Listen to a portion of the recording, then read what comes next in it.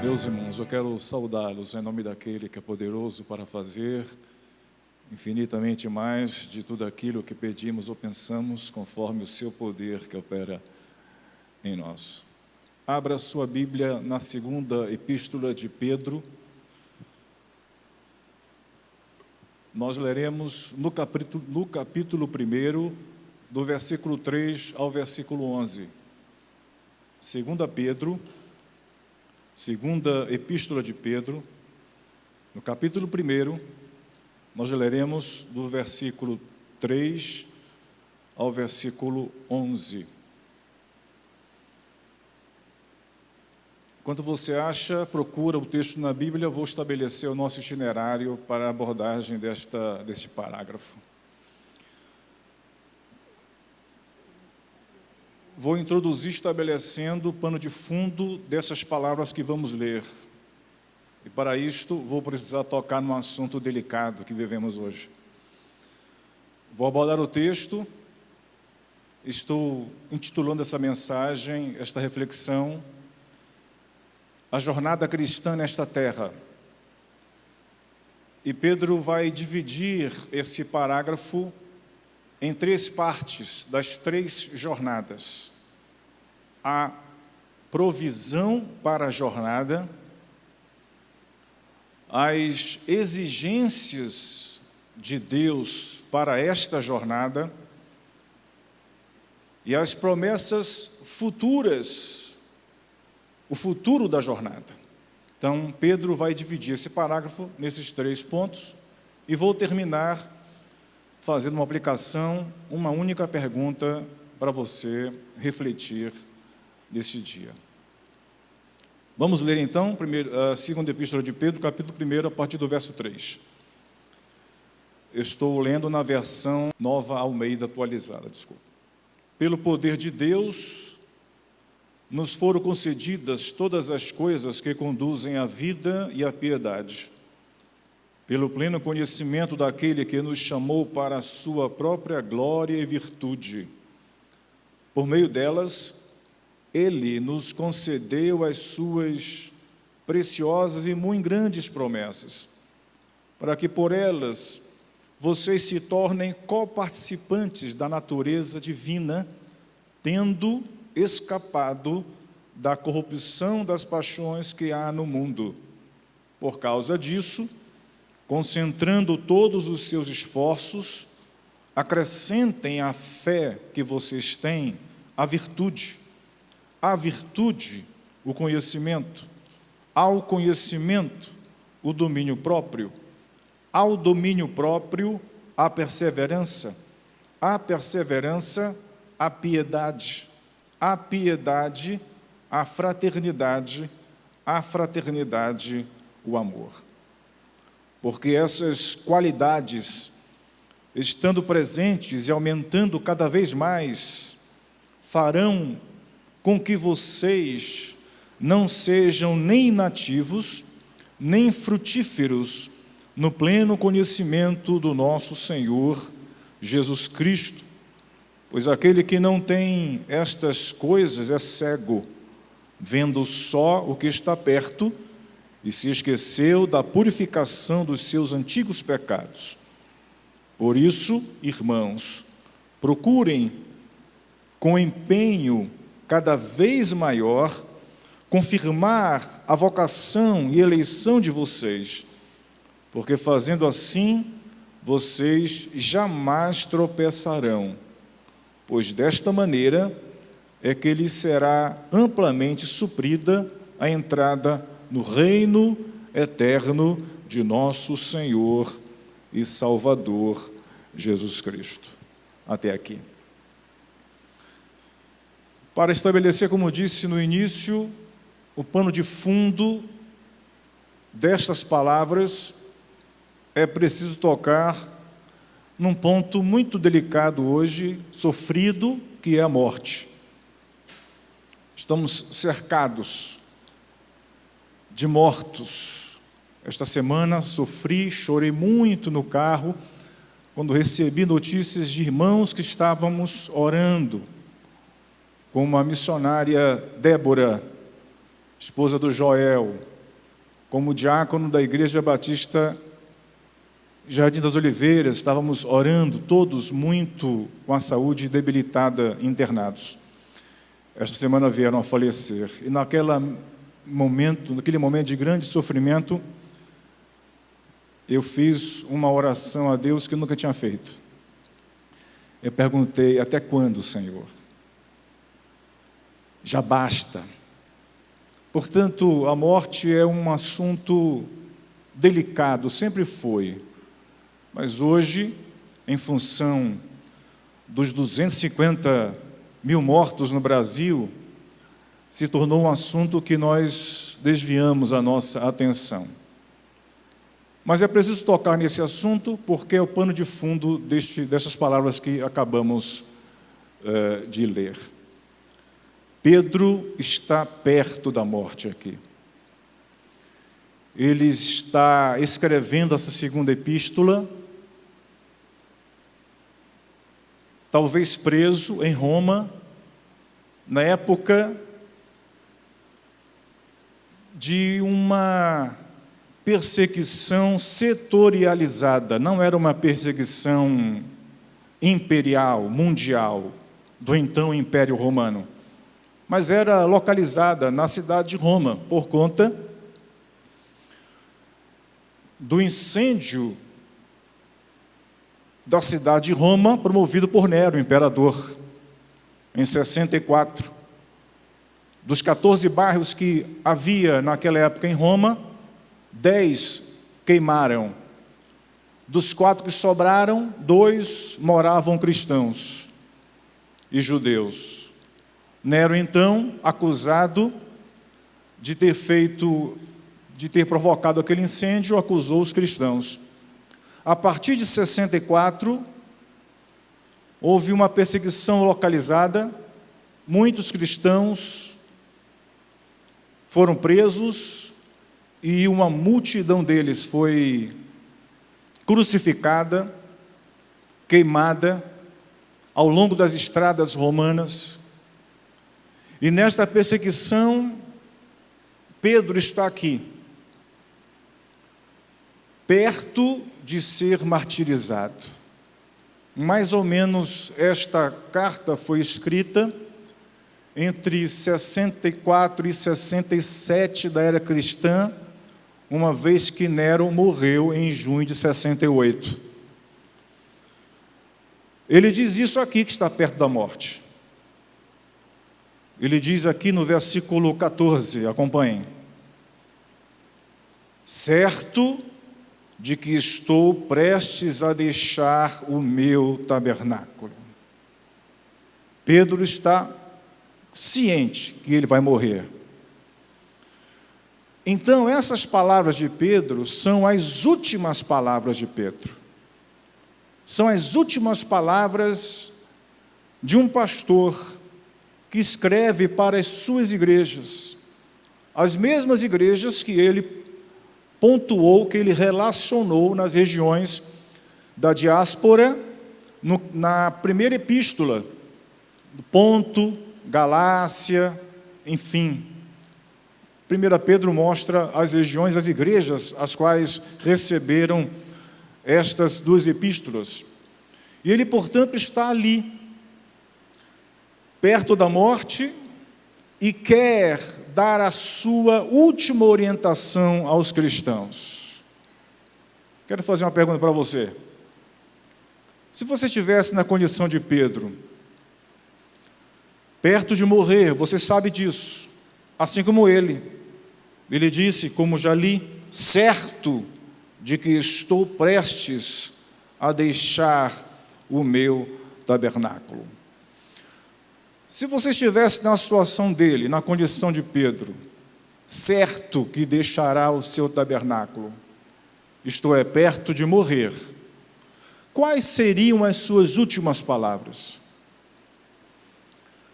Já ouvi, já li diversas vezes alguém dizendo que as últimas palavras de uma pessoa são as mais importantes palavras dela, porque ela vai deixar este mundo e ela reúne a família e dá as suas últimas orientações. Portanto, aquelas últimas orientações, uma pessoa, um pai ou uma mãe que reúne a família para entregar as últimas palavras, as últimas orientações, este pai ou esta mãe ou qualquer outra pessoa que tem essa oportunidade, não vai tratar de assuntos triviais. Não vai dizer: meu filho, traga para mim, já estou morrendo, traga para mim, só para eu ver pela última vez, o troféu do campeão brasileiro. Por mais que seja um flamenguista, ele não falaria isto. Ele não trataria de assuntos banais, porque são as últimas palavras, são os últimos momentos. Ele vai tratar de assuntos sérios, necessários, importantes, profundos, relevantes, para deixar o legado, para orientar aqueles que ficam. Quais seriam suas últimas palavras?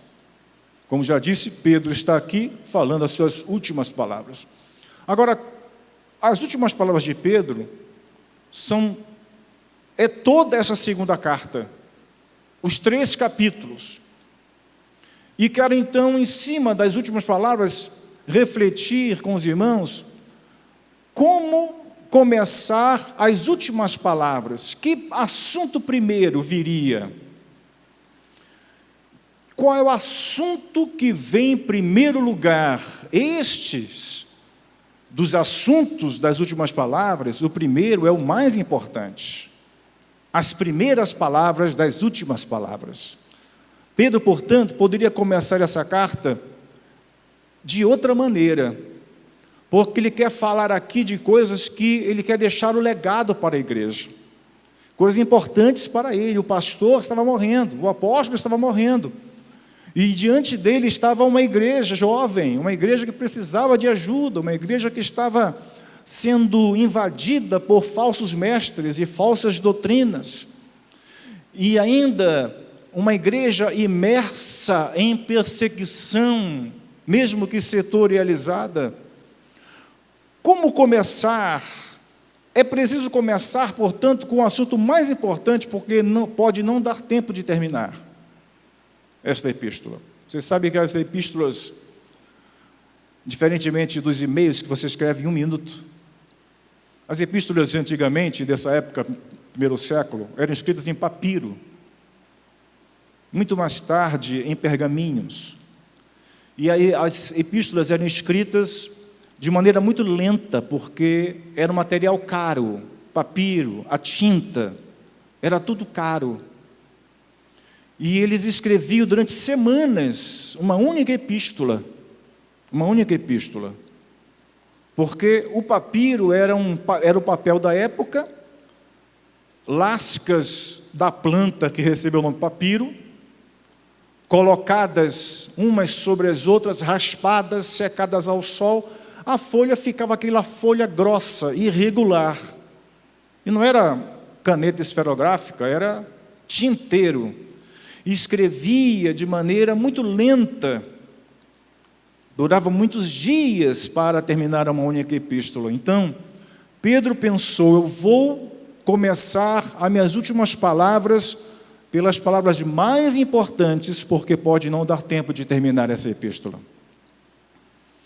E qual é o assunto que Pedro considera mais importante, que é básico aqui para o restante da epístola, que eu estou intitulando, nesta reflexão, a jornada cristã nesta terra. Ele começa as suas últimas palavras abordando a jornada cristã nesta terra.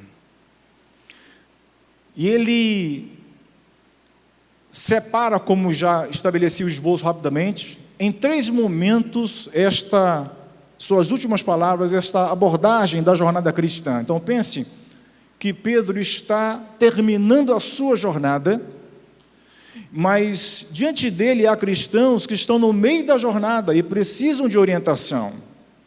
Então, esta orientação é para nós hoje, que estamos no meio da jornada. Aqueles que, como Pedro, já foram, vou colocar no passado, já cumpriram a sua jornada, mas a preocupação de Pedro é para os vivos, para os que estão aqui. Os que vão, ou nós acreditamos nisso, ou não lemos e não acreditamos na Bíblia, porque quem vai, vai bem, quem vai, vai para a morada celestial, quem vai, vai ver o cumprimento da esperança eterna nos céus, quem vai, vai beijar a face de Jesus, quem vai, vai ser curado da Covid, quem vai, vai bem. Quem fica é quem sofre. Quem sofre é quem vive. Portanto, Pedro está falando para pessoas que estão ainda no sofrimento da jornada nesta terra. Portanto, ele precisava abordar isto, animar, incentivar, orientar aqueles que estão no meio da jornada. Ele começa a falar da primeira seção desse primeiro assunto das últimas palavras, que é a jornada cristã. Ele começa a falar sobre a provisão para a jornada cristã. Eu quero, antes de começar a abordar a provisão, que está no versículo 3 e 4, eu queria pontuar mais um aspecto, além das últimas palavras que Pedro diz que está aqui, estou certo, que estou prestes a deixar o meu tabernáculo. Pedro repete uma palavrinha nesse mini parágrafo 12 a 15, 3 vezes ele repete essa palavra, e também no capítulo 3, a palavra lembrar. Veja o versículo 12. Por esta razão, sempre estarei pronto para fazer com que vocês se lembrem dessas coisas. Versículo 13. Também considero justo, enquanto estou neste tabernáculo, despertar essas lembranças em vocês. Versículo 15. Mas de minha parte, me esforçarei ao máximo para que sempre, mesmo depois da minha partida, vocês se lembrem dessas coisas. Capítulo 3, verso 1. Amados, esta é agora a segunda carta que escrevo a vocês. Em ambas, procuro, com lembranças, despertar a mente esclarecida de vocês.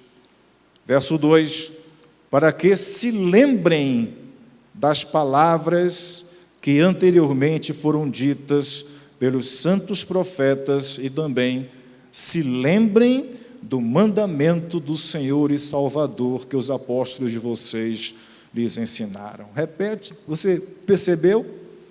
A preocupação de Pedro de fazer com que os cristãos lembrem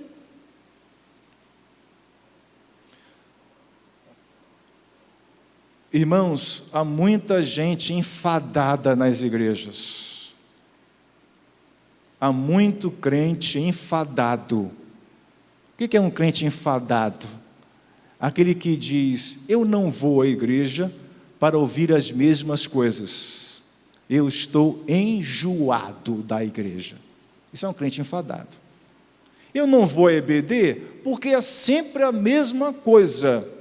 Eu estou enjoado da EBD, cansado, enfadado. Eu estou enfadado da igreja tradicional, da igreja conservadora.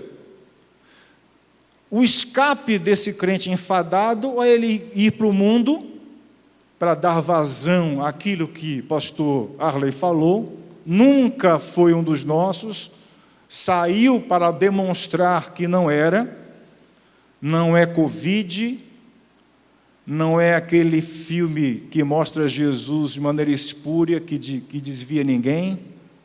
Crente é crente, ele fica até debaixo d'água, como os irmãos chegaram debaixo d'água. Crente é crente.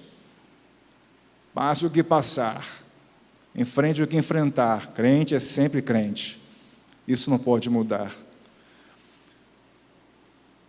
Esses crentes enfadados, ou eles vão para o mundo, ou eles vão para igrejas alternativas. Igrejas que fazem tudo para não parecer igreja. Nem nome de igreja tem. E não vou citar os nomes que há, porque pode haver identificação com alguma em Manaus, não quero. Nem estou criticando, estou dizendo é que as pessoas enfadadas do culto tradicional vão para igrejas alternativas. E essas igrejas alternativas, vou lhe dar um dado, eu não tenho percentual, mas é visível. Essas igrejas alternativas estão cheias de crentes de outras igrejas, crentes enfadados, cansados do modo tradicional de ser igreja, e procuram igrejas que não têm púlpitos, igrejas que têm uma mesinha redonda, que não tem mais a Bíblia, é uma xícara, que a mesma dúvida que há, como havia no programa do Jô Soares, se era água, se era café, ou se era outra coisa, mas ali está a caneca de alguma coisa, e não são pregações, são palestras, não se faz exegese do texto, se faz exegese do público. Meu irmão sabia disso? Não se faz hermenêutica bíblica, se faz hermenêutica do público. O que é isso? É falar o que o povo quer ouvir, é tratar de questões que o povo está vivendo, mas sem qualquer fundamento teológico, escriturístico para isso. Portanto, essas igrejas nascem de crentes enfadados. Pedro não tem essa preocupação, pelo contrário, ele diz que você está aqui todos os domingos para ouvir a mesma coisa, porque você precisa ser lembrado. Nós esquecemos as lições de casa, nós nos esquecemos do que a Bíblia diz. Fato é, se você olhar para trás, para esta semana, veja as falhas morais que você cometeu, veja as palavras malditas que você proferiu, veja um tratamento truculento que você fez com alguém. Você esqueceu a lição bíblica esta semana, precisa ser relembrado. Nós sabemos, como igreja, como cristãos, como membros de uma denominação missionária, que nós temos que investir em missões, é a razão da igreja, mas todos os domingos temos que ser relembrados disso, porque nós nos esquecemos do nosso compromisso. O problema é que gente que está querendo novidade. Pedro diz: no reino de Deus não há novidade, nós temos que ser relembrados acerca das mesmas verdades. Fechando esse ponto inicial, quero tratar da primeira parte dessa primeira das últimas palavras de Pedro, que é a jornada cristã, que é a provisão para a jornada. Meus irmãos, Paulo diz: nenhum soldado vai à guerra com as suas próprias expensas. Paulo diz isso a Timóteo. Pedro diz a mesma coisa aqui. Deus nos colocou na caminhada cristã. Ele nos chamou, Ele nos elegeu, Ele nos convocou para o seu reino eterno. E Ele nos motiva, nos impulsiona a cumprir a nossa missão, mas Ele não deixou de provisionar a igreja, a minha vida e a sua vida, para esta jornada cristã. Nós lemos, vou ler novamente o 13 e o 4. Pelo poder de Deus nos foram concedidas todas as coisas que conduzem à vida e à piedade, pelo pleno conhecimento daquele que nos chamou para a sua própria glória e virtude.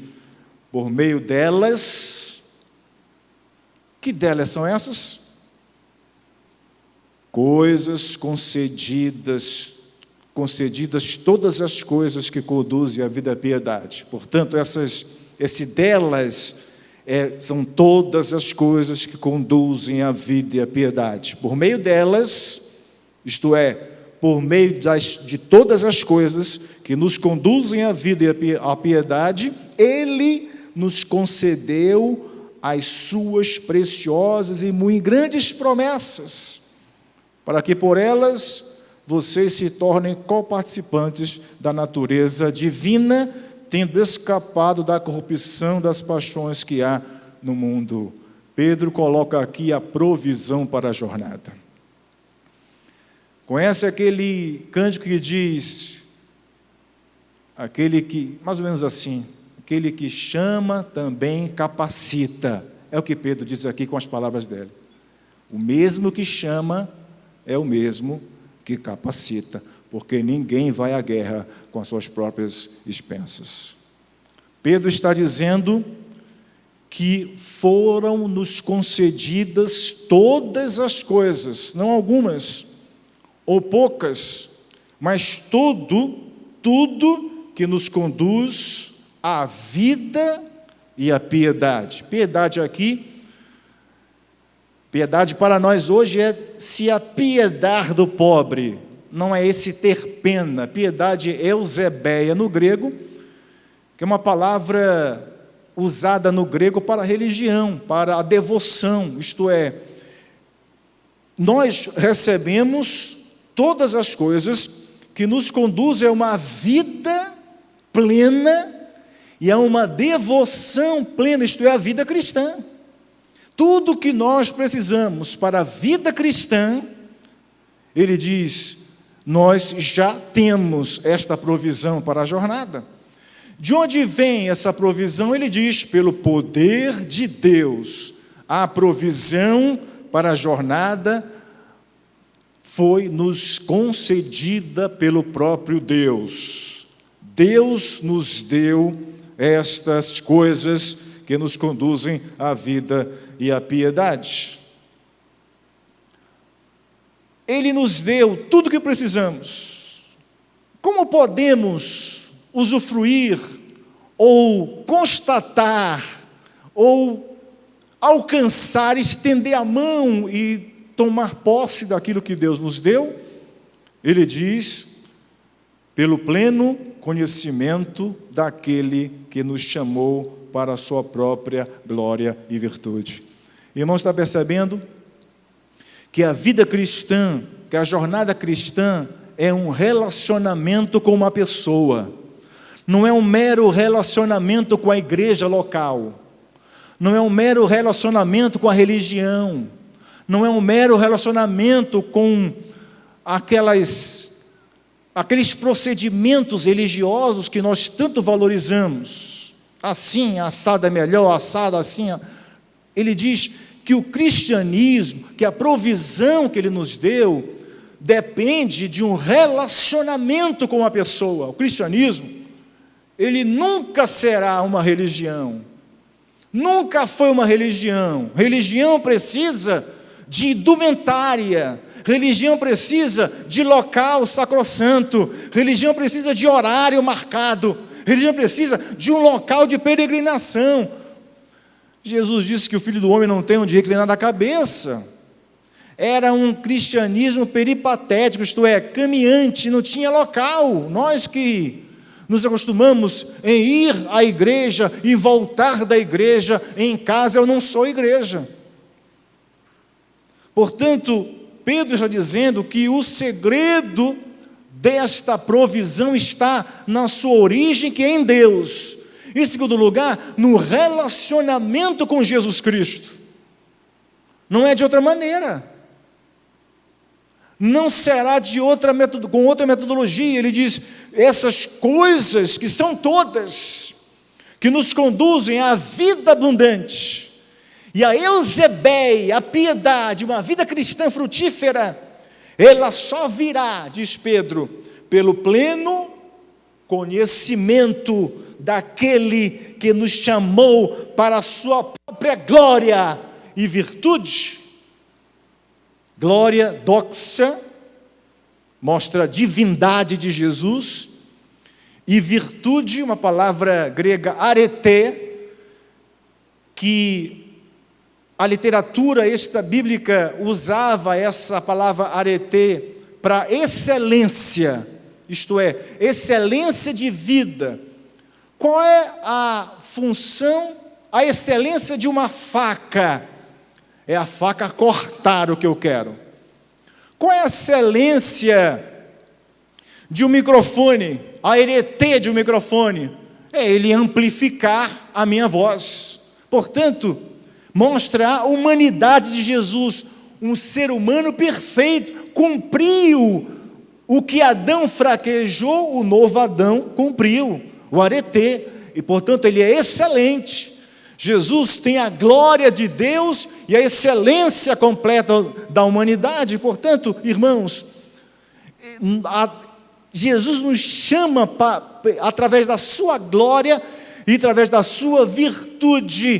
Pedro está dizendo isso numa época em que as pessoas buscavam a Deus de outras maneiras, inclusive nas religiões pagãs de cunho erótico, de cunho sexual, e são muitas.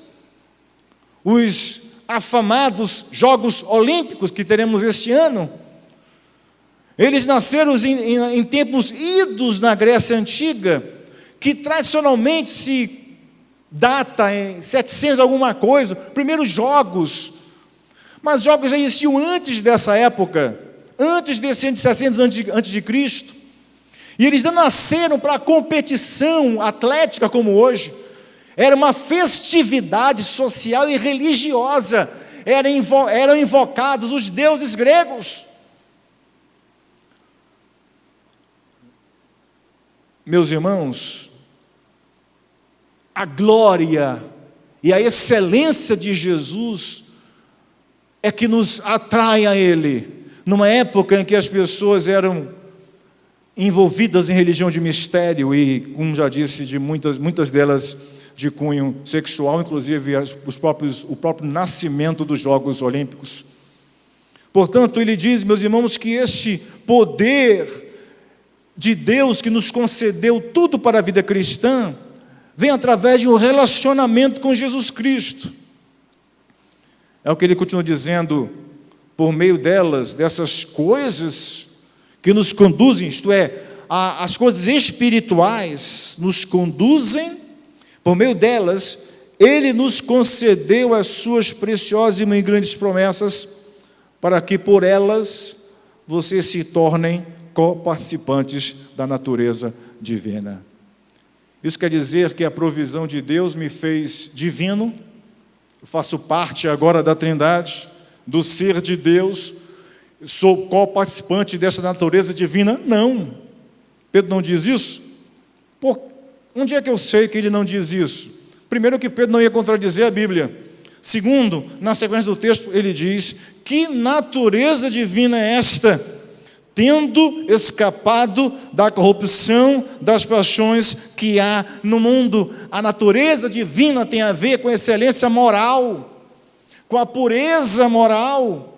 Portanto, aqueles que já passaram por um seminário ou estão em um seminário de teologia, sabem que Deus tem atributos, e a teologia os separa em dois grandes blocos: atributos comunicáveis e atributos incomunicáveis. Os atributos incomunicáveis são atributos que residem e ficam na divindade, não passam para nós, como por exemplo, eternidade.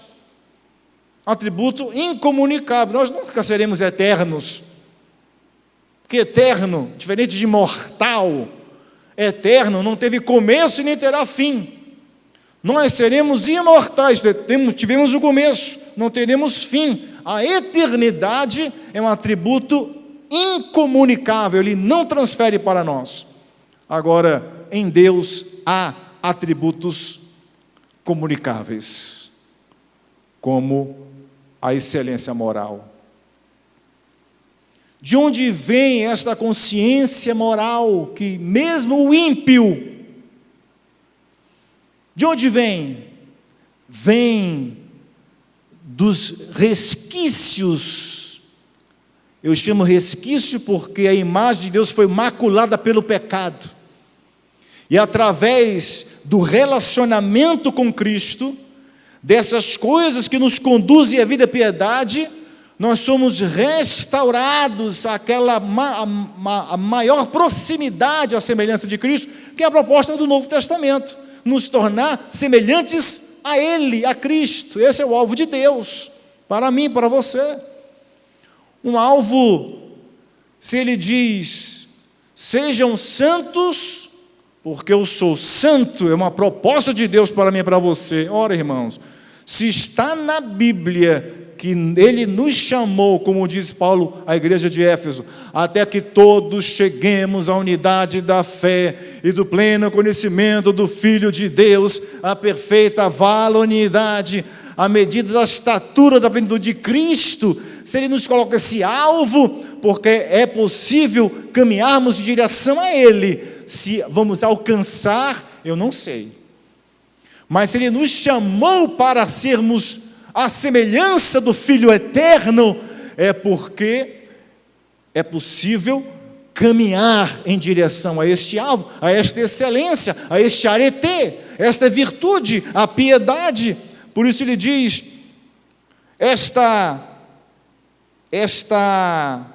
coparticipação da natureza divina, Pedro está se referindo a um atributo comunicável, isto é, nós temos a consciência, mesmo pecadores como nós somos, nós temos consciência do erro, nós temos consciência da ética, existe um padrão moral universal, existe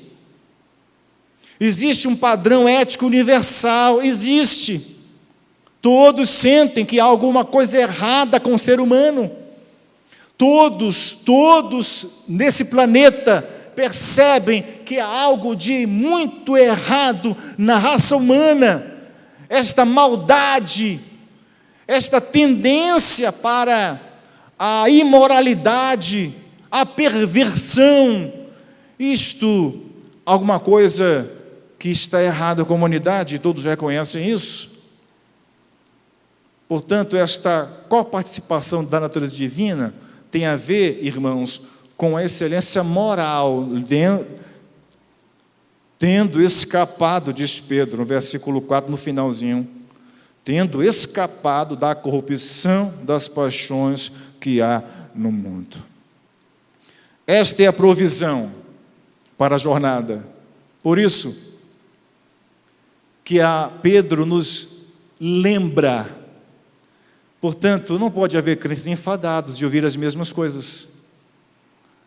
Eu nasci numa igreja batista.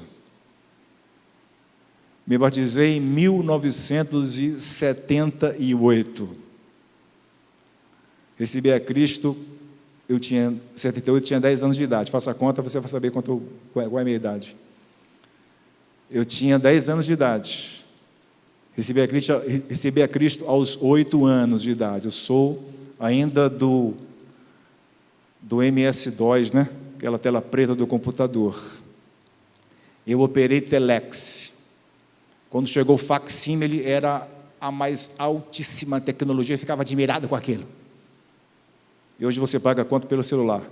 Eu não, minha esposa, ela que paga. Meus irmãos, eu canto os mesmos hinos desde essa época.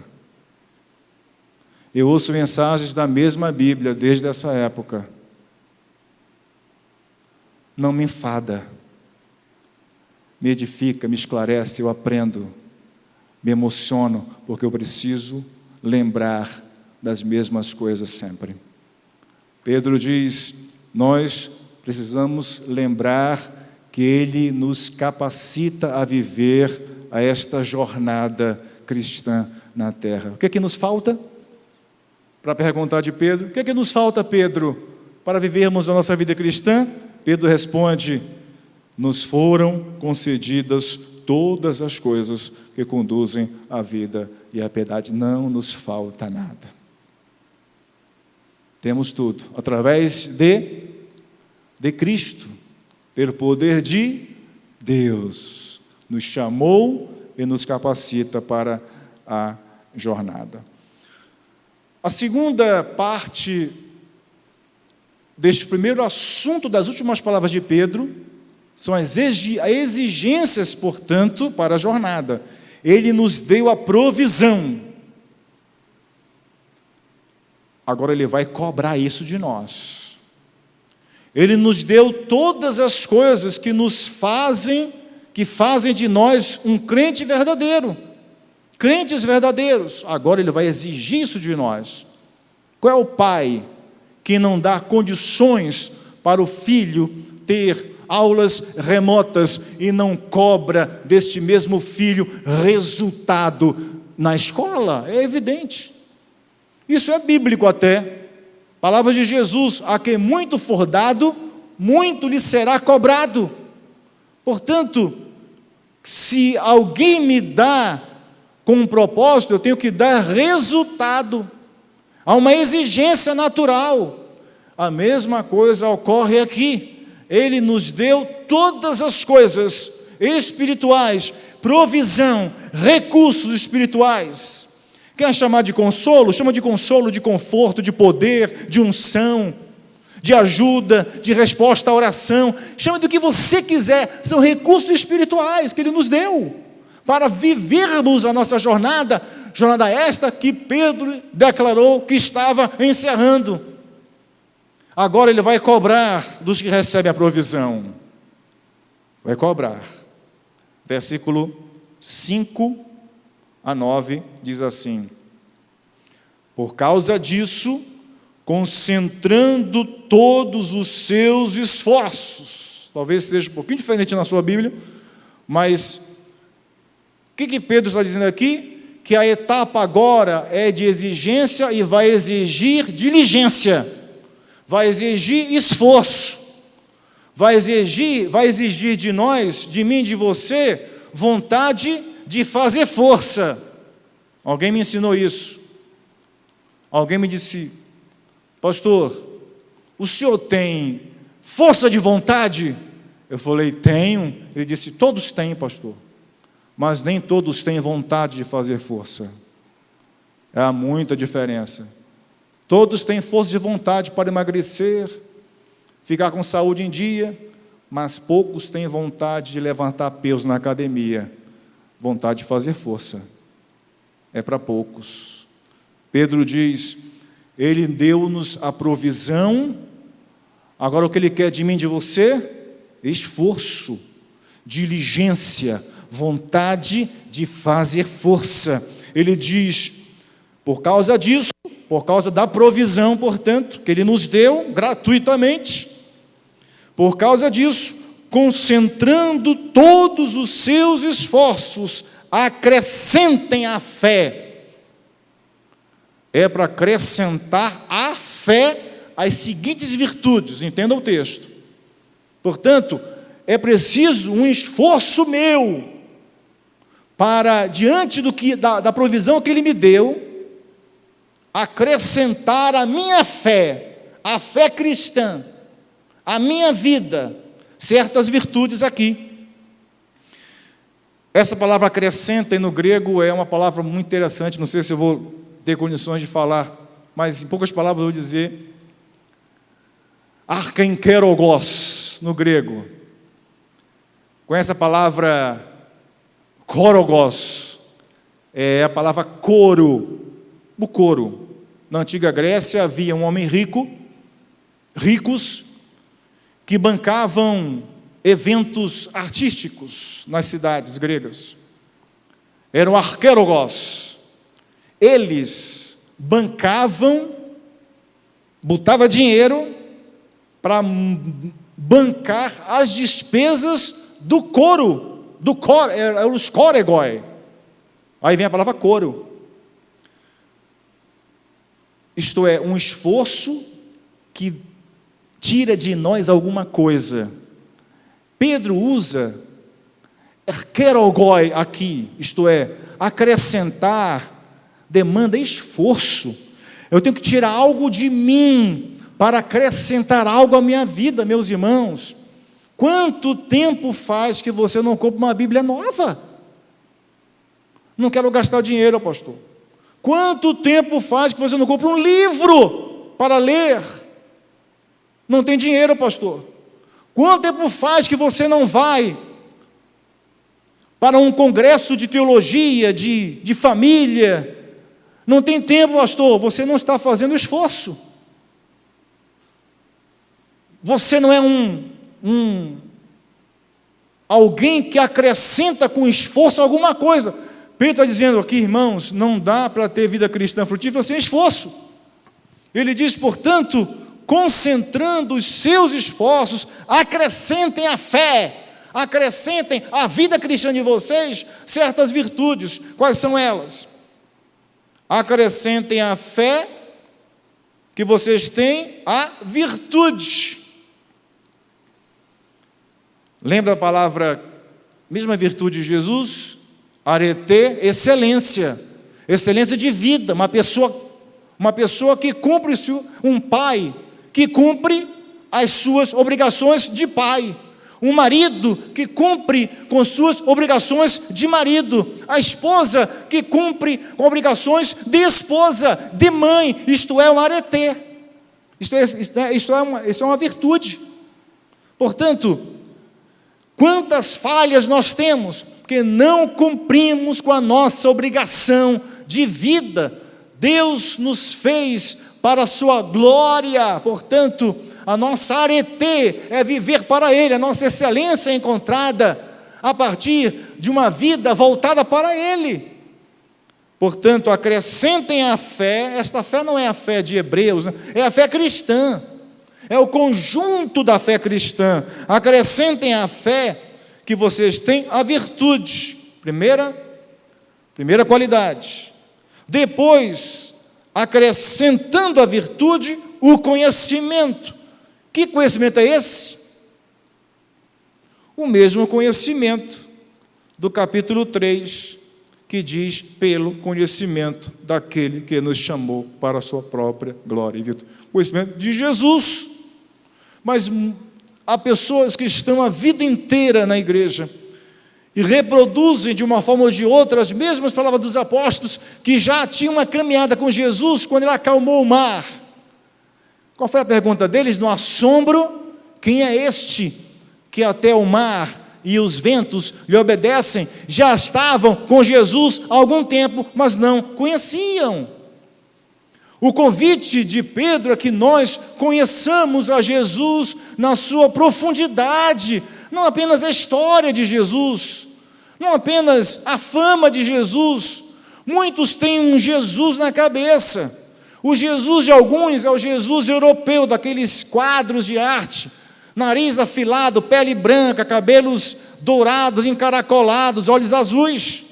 Outros têm um Jesus revolucionário que lutou contra o sistema. Alguns veem Jesus, um pobre coitado profeta morto, assassinado. Qual é o Jesus que você tem na cabeça? Pedro nos convoca para termos um relacionamento e um conhecimento profundo de Jesus. Só através desse conhecimento nós aproveitaremos essas virtudes maravilhosas que Deus nos deu. Portanto, é para acrescentar a virtude, o conhecimento. A palavra aqui, conhecimento é gnosis no grego, mas aqui é epignosis. Um conhecimento qualitativo, conhecimento superior, traduzindo, sabedoria. Sabedoria diferente de conhecimento, irmãos. O irmão sabe disso. Isso é lugar comum. Conhecimento encontra na escola secular formal, mas sabedoria não está no banco da escola. O que é sabedoria? É eu pegar o conhecimento que eu adquiro, técnico, científico, seja lá o que for, social, e diante de uma situação de vida, eu saber aplicar aquilo na minha vida. Isso é sabedoria. Mas há pessoas que são da área de humanas, são cientistas sociais, que batem na esposa, não são sábios, porque não trazem para dentro de casa o conhecimento das ciências sociais. Conhecimento. Ao conhecimento, verso 6, ao conhecimento, o domínio próprio. Não preciso ir muito adiante. Irmão, sabe que o domínio próprio é um fruto do Espírito, portanto vem de Deus. Ao domínio próprio, a perseverança. Domínio próprio tem a ver com autocontrole pessoal, perseverança tem a ver com autocontrole social, isto é, externo, perseverante, me manter de pé diante de alguma situação. A perseverança, a piedade, a eusebeia, isto é, a devoção correta a Deus. A piedade, a fraternidade. Não posso ser um piedoso, um religioso, uma linguagem normal, e não amar o próximo, não amar meu irmão. Não dá para levantar a mão na igreja e dar tapa na cara de gente lá fora, não dá. Não dá para ter esta piedade e não materializar em fraternidade. Não dá para ser um crente verdadeiro e um cão lá fora. Não dá. Pedro diz, se você perceber, há um encadeamento lógico aqui. A fé é onde tudo começa, a fé cristã, onde tudo nasce. Portanto, você percebeu aqui que essa exigência não é para você chegar lá, não é ponto de chegada, é ponto de partida. Essas coisas, essas virtudes que Ele nos deu, é ponto de partida, não ponto de chegada. Nós já temos, é para desenvolver com diligência.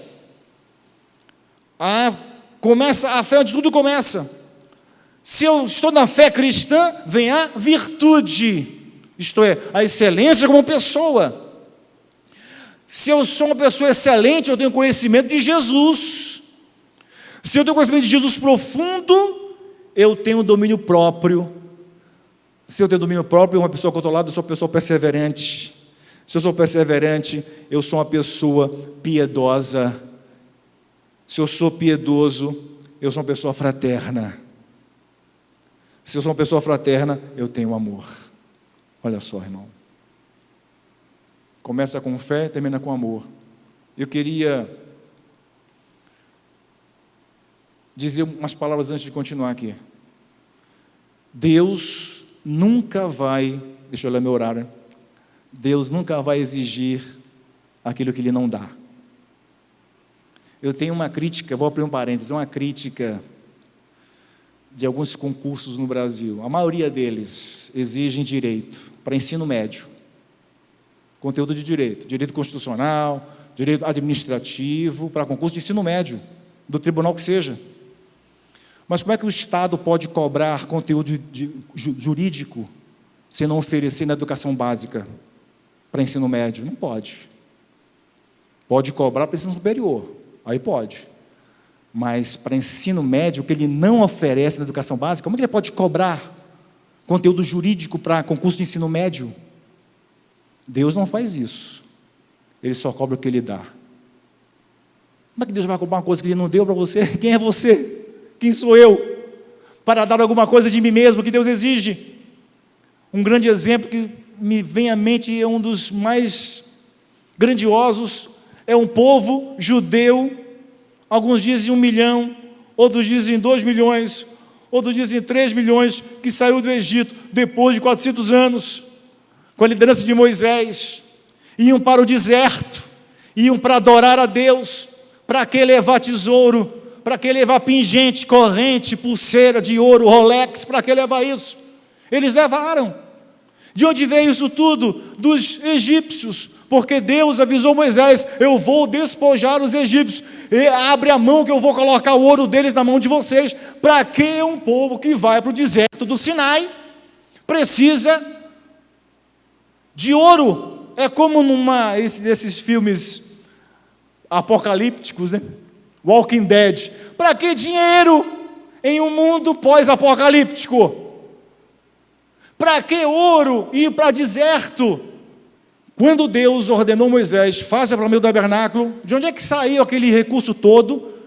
Que o templo de Jerusalém recebeu os mesmos utensílios feitos no deserto, não eram outros, os mesmos utensílios: candelabro, pratos, o altar para queimar, a arca da aliança, feita com os querubins, tudo revestido de ouro.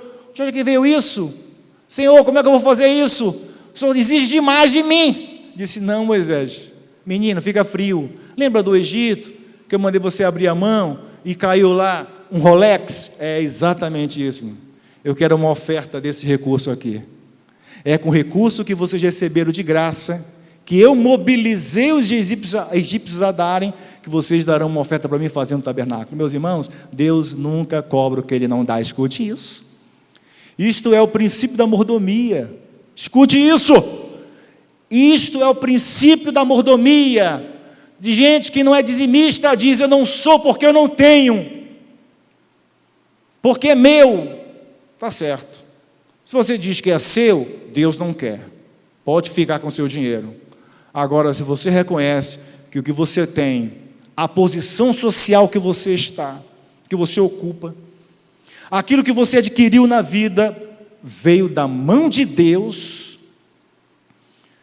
você vai dar o dízimo, porque você diz: Senhor, eu vou devolver aquilo que o Senhor mesmo me deu, portanto, eu não vou tirar nada do meu bolso. O dizimista não tira nada do que é seu, porque Deus que coloca na mão dele.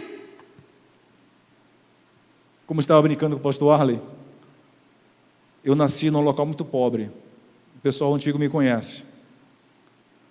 O governo do estado acabou com a minha história, porque ele mudou aquilo tudo, mas eu nasci num local chamado Buraco do Pinto, aqui no centro, Buraco do Pinto. Eu nasci lá, literalmente. Quando o papai foi buscar um táxi, eu já me antecipei, já disse: oi, estou aqui. Quando é que eu matriculo para o seminário?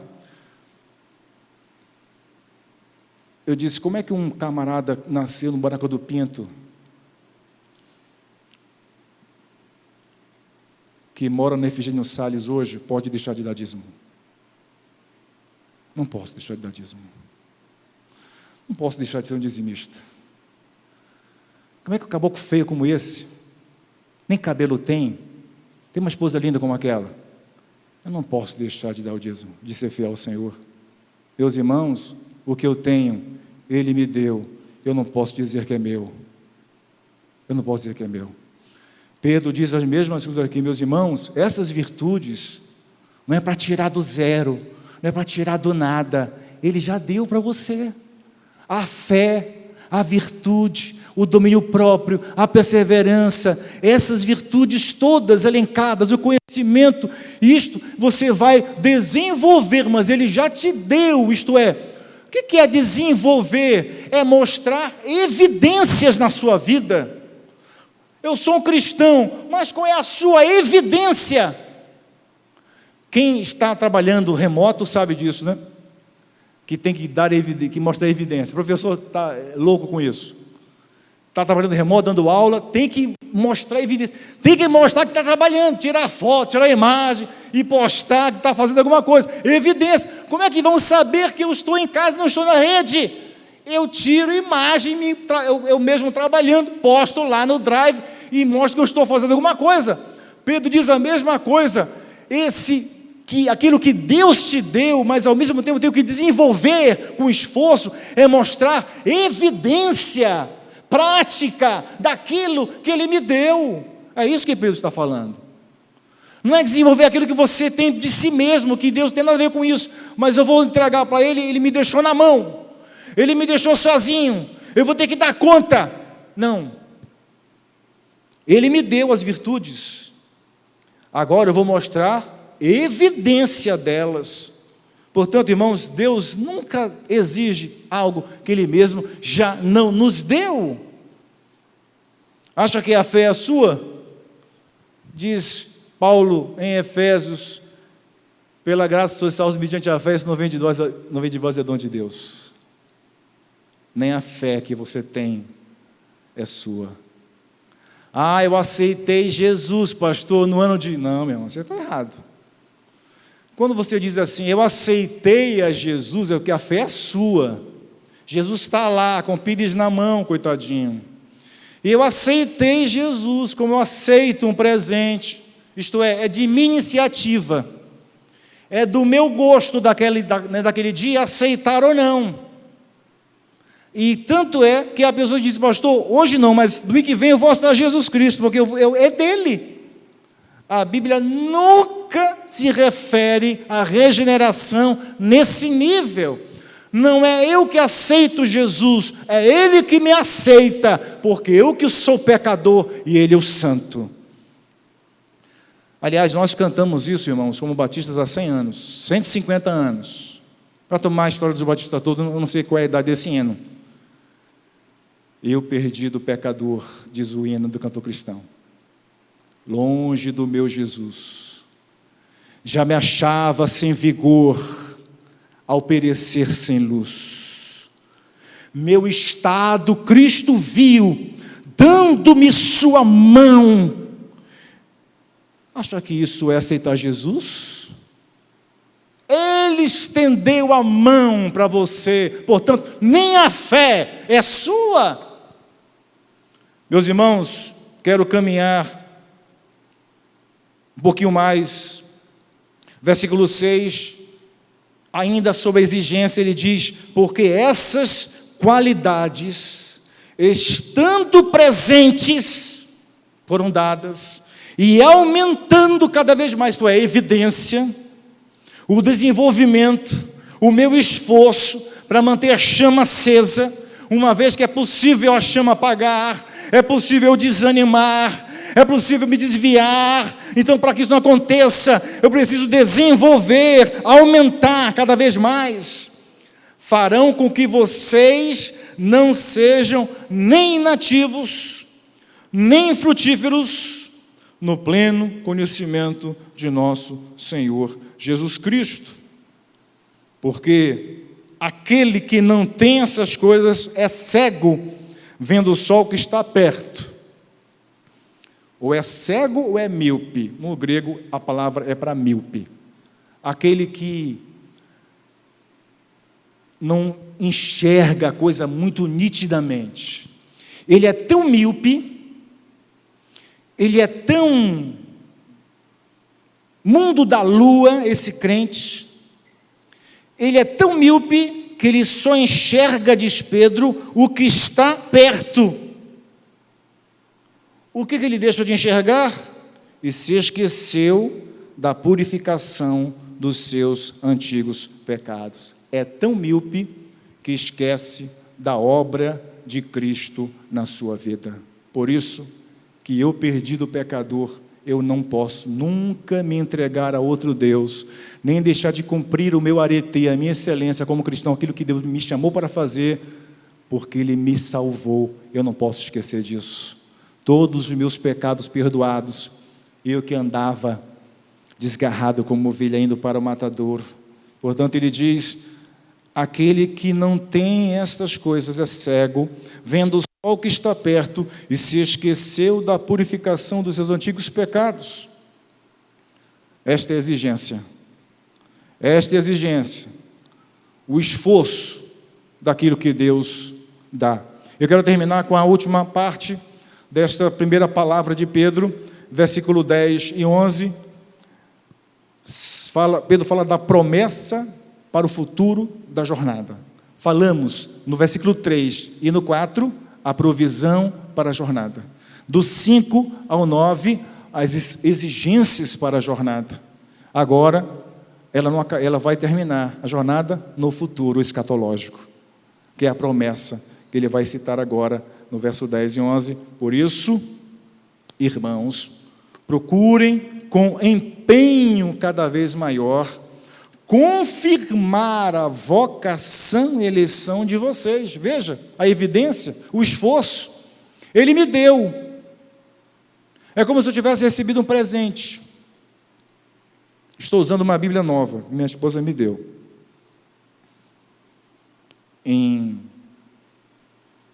Diferente, deu um local para escrever, estou usando agora. Se eu recebesse esse presente, que eu soube dessa Bíblia e disse, deve ser muito útil para escrever apontamentos, eu gostei. Poucos dias depois, eu já estava em casa, essa Bíblia ela comprou. Se eu pegasse esse presente, eu tenho um biblaço, não tem uma Bíblia, tem um biblaço, a NA, Nova Almeida atualizada, que corresponde a uma biblioteca de 20 livros, os comentários, etc. Eu gosto muito daquela Bíblia. É a mesma versão dessa aqui, né? A NA.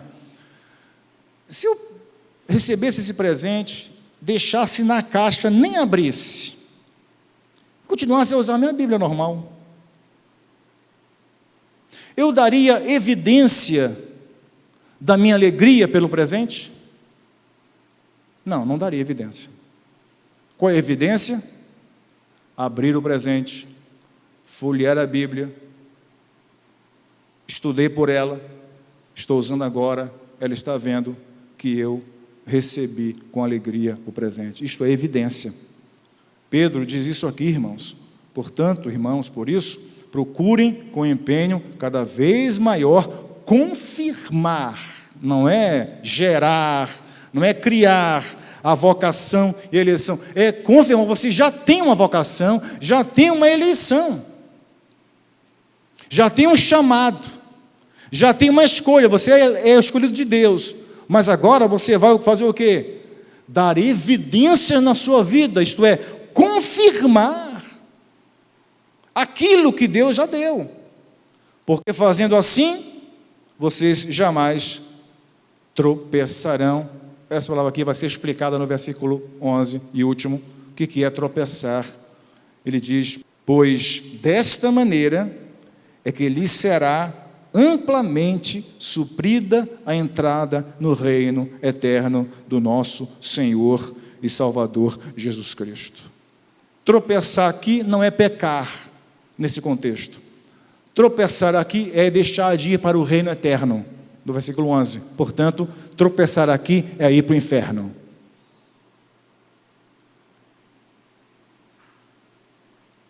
Eu não posso gerar a minha regeneração, eu não posso criar a minha própria fé, eu não posso gerar virtudes que são, o nome já diz, fruto do Espírito Santo, mas eu posso confirmar, dando evidência daquilo que Ele já me deu.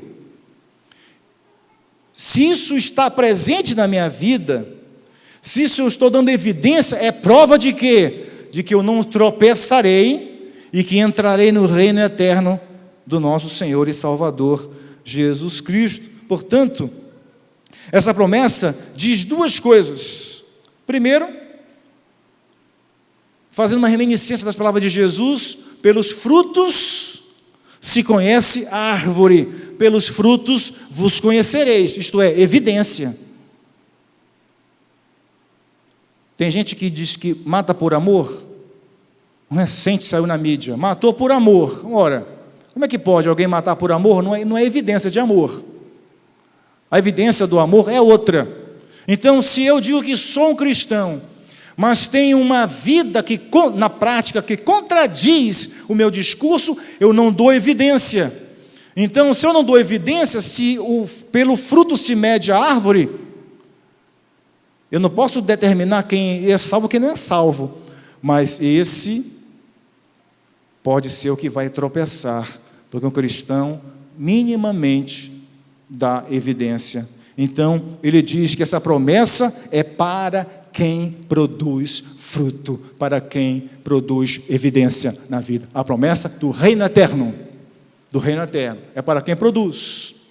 Não é uma salvação pelas obras, é uma constatação. Se você trata dignamente a sua esposa, se você trata dignamente o seu marido, se vocês cuidam bem dos filhos de vocês no caminho do Senhor, qual é a constatação? Uma família abençoada. É uma constatação. Portanto, a entrada no reino de Deus, no reino eterno, não é pelas obras, mas a constatação de uma pessoa que tem evidência dessas virtudes do poder, pelo conhecimento de Jesus Cristo, é que ele não vai tropeçar, é o que eu posso dizer. E que, portanto, não vai tropeçar, o reino eterno vai se abrir para essa pessoa. Portanto, a evidência. O que dizia João Batista? Para os que vinham ser batizados por ele, produzir frutos dignos de arrependimento. Ninguém vai para o céu se não manifestar a evidência do arrependimento e da conversão. Saiba disso. Saiba disso. Porque quem se mostra. Esses reality shows é uma prova viva disso. A pessoa começa contida, porque sabe que o Brasil todo está vendo, mas depois ela se solta, mostra quem é. Mostra quem é. Esta pandemia não está desviando ninguém da igreja, só está mostrando quem é crente e quem não é. Eu não preciso estar presencialmente para colocar meu dízimo aqui no gasofilácio. Se eu não estou dando dízimo, é porque eu mostro quem eu sou. Portanto, irmãos, a constatação de quem manifesta essa nova vida é que ela não vai tropeçar e que o reino de Deus eterno vai ser aberto para ela. E a promessa é o reino eterno de nosso Senhor Jesus Cristo. De quem é o reino? É seu, é meu? Não, de quem é? De Jesus. Se é dele o reino, ele estabelece as regras. Se ele estabelece as regras, ele comunica essas regras. Comunicou as regras e diz: se não cumprir a regra, não vai entrar no reino. Ele que diz isso. Ele que manda, ele é o dono do reino. Se eu for passar uma semana na sua casa, eu vou seguir suas regras. E você as minhas regras. Não assistimos novela em casa, de qualquer natureza. Se você for passar uma semana em casa, você não vai assistir novela, porque não assistimos novela em casa. São as regras da minha casa. Não quer vir, vai para debaixo da ponte, se não tiver outro lugar para ir. Mas em casa não fica. Acha que Deus vai abrir mão dos seus códigos morais por meus olhos azuis, por minha careca encerada? Ele tem as regras dele, e o reino dele, quem manda é ele. Portanto, Pedro deixa muito claro isso. Pois desta maneira, não é de outra, desta maneira não é diferente, é que lhe será amplamente suprida a entrada no reino eterno do Senhor Jesus Cristo, Salvador. Portanto, irmãos, meu tempo estourou, quero terminar com uma pergunta.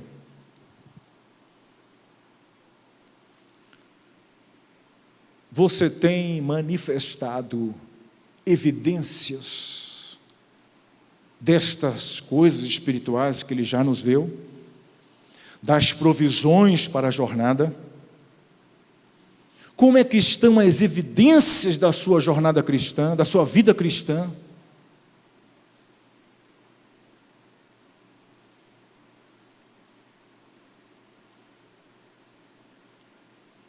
Vamos orar.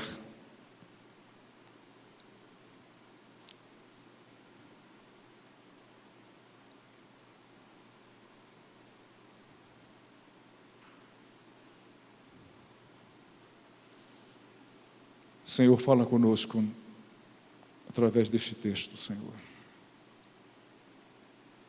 E que na dificuldade da comunicação humana, trôpega, de um pecador como eu, o Espírito Santo, que intercede por nós com gemidos inexprimíveis, porque nem sabemos orar, que o Senhor possa traduzir esta palavra para o nosso coração, a verdadeira, para que possamos neste dia sermos convencidos por ela, transformados por ela. Opera este milagre, Senhor, de fazer-nos entender nas últimas palavras do apóstolo Pedro antes da morte. O Senhor já nos deu a provisão para a vida cristã. E se já nos deu, exige de nós as evidências desta provisão em nossa vida diária, corriqueira, cotidiana. E através da manifestação destas evidências, o Senhor tem garantida a entrada do reino eterno de nosso Senhor e Salvador Jesus Cristo. O Senhor nos convença desta sequência teológica petrina. O Senhor nos convença destas verdades de Pedro e nos faça crentes melhores durante a nossa jornada nesta terra. É a oração que fazemos em nome de Jesus Cristo, segundo a bendita intercessão do Espírito Santo. Amém.